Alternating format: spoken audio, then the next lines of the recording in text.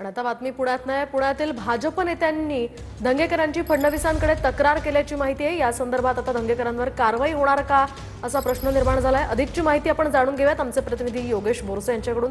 योगेश, काय सांगाल, काय नेमकं घडलंय?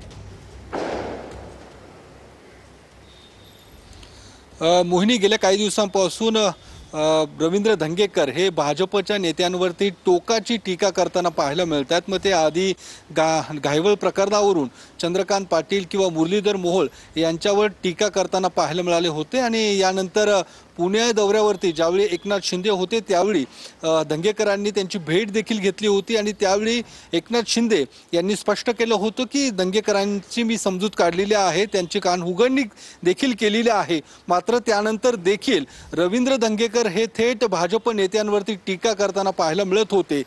या सगळ्या पार्श्वभूमीवरती भाजपच्या नेत्यांनी एकूणच एकनाथ शिंदेंकडे आणि देवेंद्र फडणवीसांकडे देखील तक्रार केलेली आहे आणि या तक्रारीनंतर आता जी सूत्रांकडून माहिती मिळते त्यानुसार एकनाथ शिंदे हे रवींद्र धंगेकरांवरती कारवाई करण्याची शक्यता आहे आणि त्या संदर्भात एकनाथ शिंदे निश्चित विचार करतायत अशा पद्धतीची माहिती ही सूत्रांकडून मिळते। कारण ज्या पद्धतीने भाजप नेत्यांनी या संदर्भात जी काही देवेंद्र फडणवीसांकडे तक्रार केलेली आहे, कारण एकनाथ शिंदेंकडून समजूत काढल्यानंतर देखील रवींद्र धंगेकर हे थांबताना दिसत नाहीये। आज देखील